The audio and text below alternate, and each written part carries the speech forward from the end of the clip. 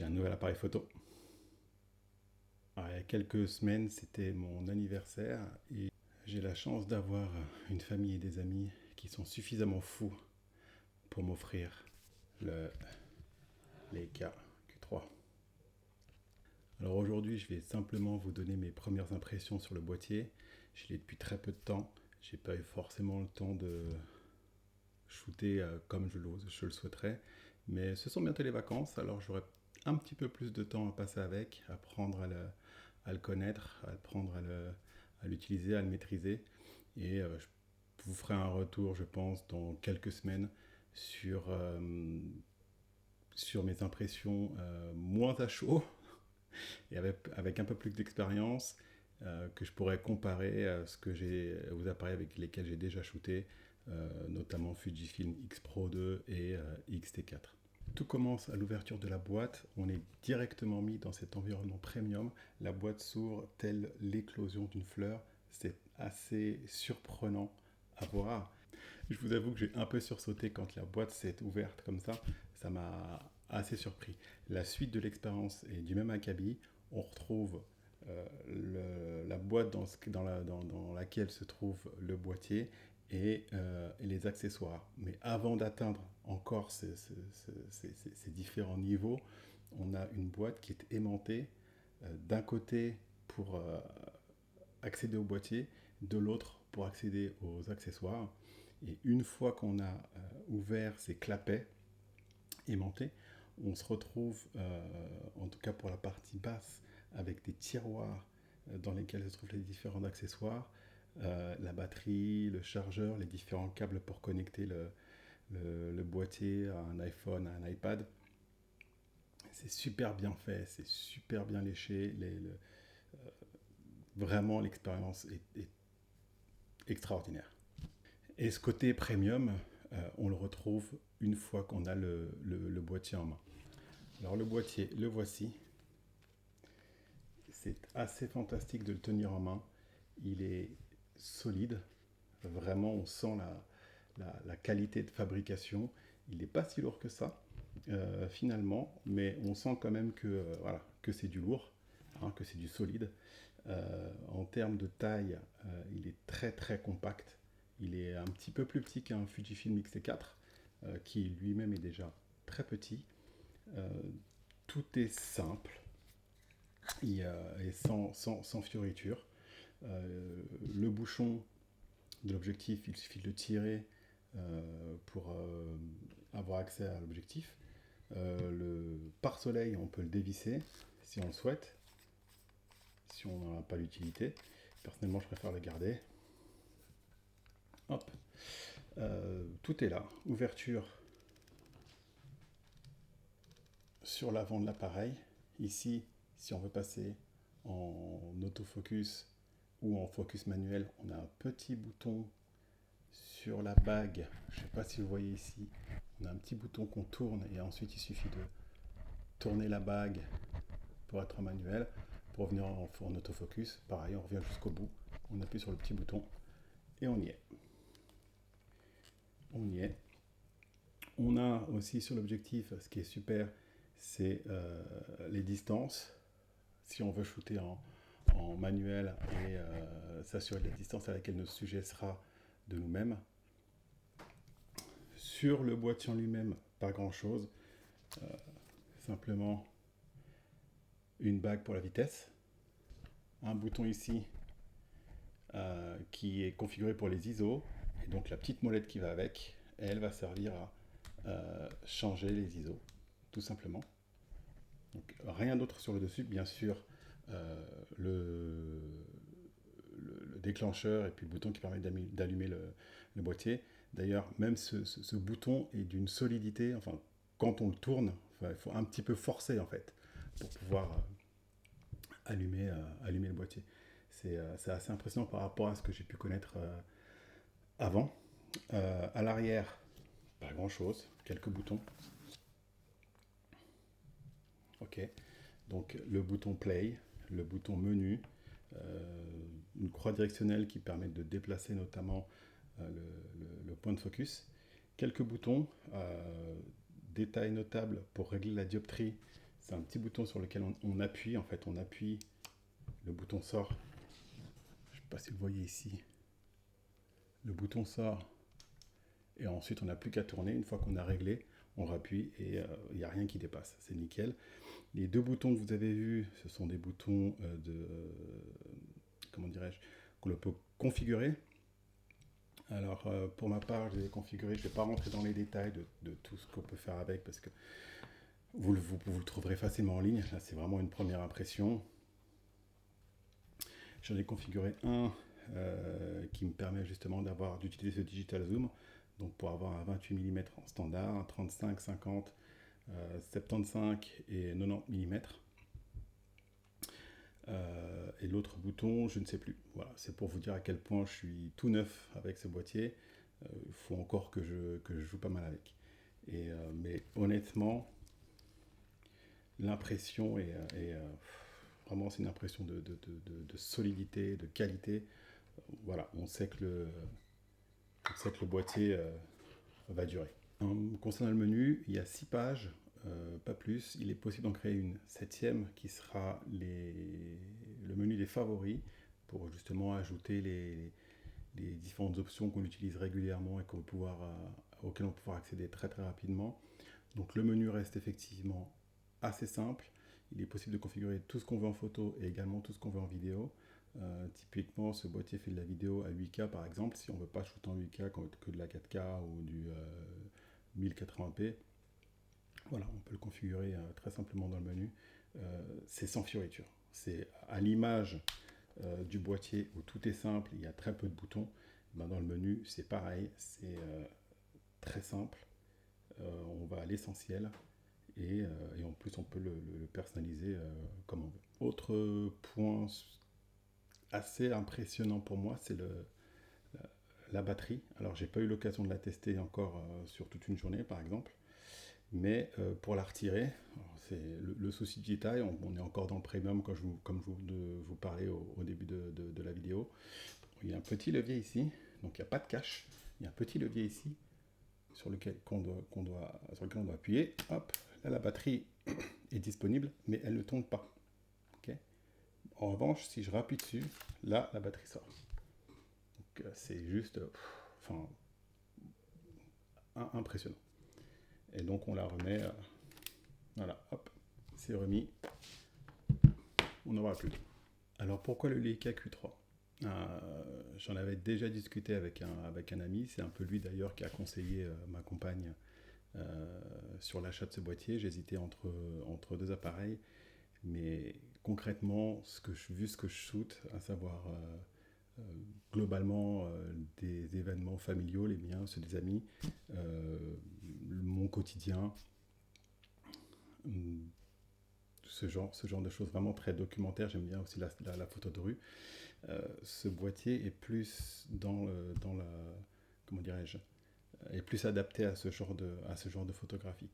Et c'est vrai que depuis que j'ai les XT4, donc ça fait 1 année et demie maintenant, j'adore ce boîtier, mais pour moi il manque quelque chose que par exemple le X Pro 2 avait. Je ne saurais pas dire, mais je pense que c'est vraiment l'expérience d'utiliser un boîtier du type rangefinder versus un boîtier du type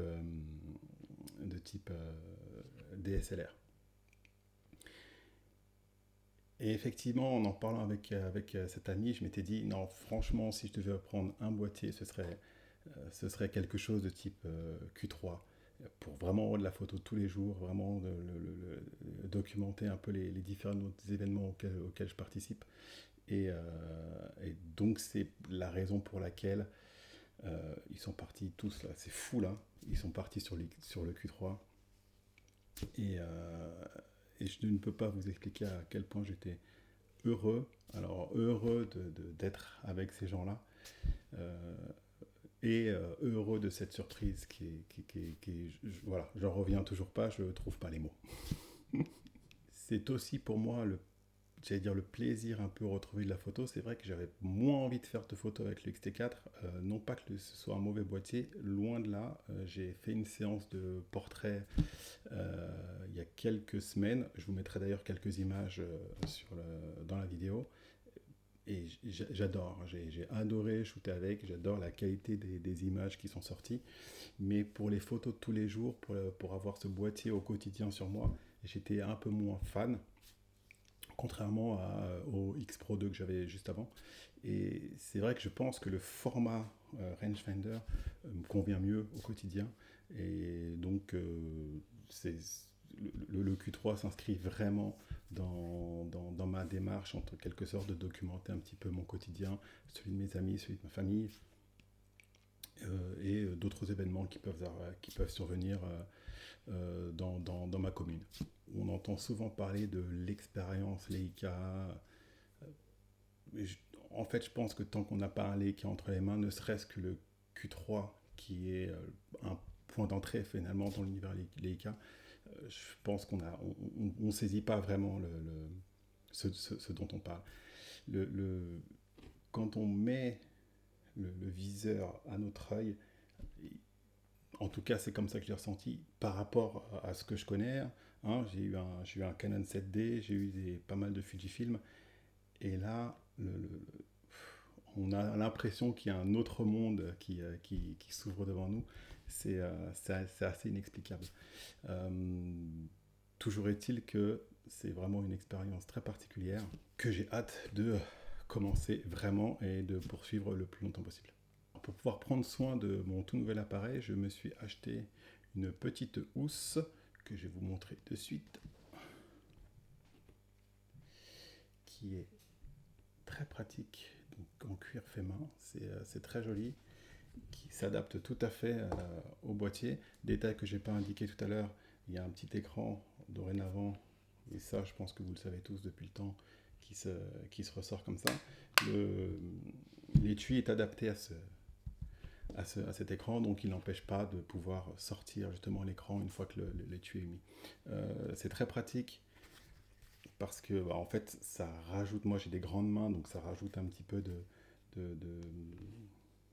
comment dirais-je, de bulk, hein, un petit peu d'épaisseur au boîtier pour avoir une meilleure prise en main. Ça n'a rien d'obligatoire. Moi, je me suis dit que c'était mon premier boîtier Leica et que je voulais en prendre un petit peu soin. Donc, je suis parti sur ce modèle. Je mettrai un lien en description pour ceux que ça intéresse. Il est très pratique parce qu'il y a une trappe ici qui permet d'accéder directement, donc sans devoir retirer la housse, et à la carte mémoire et à la batterie. Et ça reste vraiment très pratique. Le seul point négatif sur cet étui, c'est que si on veut recharger le boîtier en USB-C, parce que c'est tout à fait possible, on n'a pas la possibilité de le faire puisqu'il n'y a pas de petite ouverture sur le côté qui permet d'accéder au port USB. Pareil, si on veut faire un peu de vidéo et qu'on veut brancher un écran externe, par exemple, il y a un port mini HDMI sur le boîtier. De la même manière, hein, on sera obligé de retirer l'étui si on veut accéder au port USB-C et au port mini HDMI. Autre petit détail que j'ai remarqué, rien à voir avec l'étui, mais là plus avec le boîtier, j'avais configuré, j'avais passé un petit peu de temps à configurer mon menu de favoris, etc. Et je sais pas, quelques jours plus tard, j'ai pris le boîtier, je l'ai allumé et tout mon menu et toutes mes configurations et personnalisations avaient disparu. Donc j'ai pas pris le temps de le refaire encore. Mais voilà, on est sur un boîtier qui vient de sortir, on est sur un boîtier qui est très peu disponible. L'une des boutiques pas loin de chez moi m'annonce une disponibilité pour certains en décembre. On est en juillet. Donc pour ceux qui l'ont précommandé ou commandé, je salue la patience. Voilà, avec un firmware qui est également très récent. Donc je pense qu'il y a pas mal de choses qui vont être corrigées dans les mois qui viennent avec un firmware. Mais c'est vrai que ça, sur ce point, j'étais moyennement satisfait. Leica, c'est une marque, comme je l'ai dit tout à l'heure, qui se veut premium. C'est une marque qui a de l'expérience. Euh, voilà, donc pour ce genre de sujet, je trouve ça dommage. Mais voilà, rien de bloquant, rien qui va me dire allez, je ramène le boîtier, Non, Non, pour l'instant, je l'ai, je suis très content. J'ai qu'une hâte, c'est de pouvoir le tester de manière assez intensive. Donc, vivement les vacances. Et voilà, je suis très, très. Voilà, comme tout à l'heure, j'ai toujours pas de mots. Je suis toujours estomaqué de ce qui m'est arrivé. Vous donner mes premières impressions sur ce boîtier. Comme vous avez pu le voir, je suis très, très excité à l'idée de pouvoir m'en servir au quotidien. Je vous ferai probablement un retour dans quelques semaines, peut-être un peu plus dans quelques mois, une fois que je l'aurai mieux en main, une fois que je l'aurai utilisé beaucoup plus, et j'espère au quotidien pour faire et de la street et des events ou des photos de famille. Et puis j'aurai un avis un peu plus tranché sur ce boîtier-là versus le Fuji-là qui me filme. À noter que sur le Q3, c'est un objectif de 28 mm et sur le XT4 de manière générale et sur le X Pro 2 avant, et le X Pro 2 avant, je shootais essentiellement, je pense, ouais, le 85% de mes photos, elles étaient faites au 23 mm, donc équivalent 35. Ça va me changer un peu, ça va élargir un peu mes horizons, mais je serai quand même sur quelque chose d'assez équivalent et donc je pourrais vraiment donner un avis, je pense, assez partial sur la comparaison entre les deux expériences de shoot et les deux appareils et les objectifs. Voilà, donc si vous voulez en savoir plus sur le Q3, n'hésitez pas à vous abonner à la chaîne. Moi, j'essaie de faire un retour d'ici quelques semaines et puis on en saura tous plus à ce moment-là. En attendant, portez-vous bien, bonnes vacances pour ceux qui ne sont pas encore partis, bon courage pour ceux qui en reviennent et moi je vous dis à la prochaine.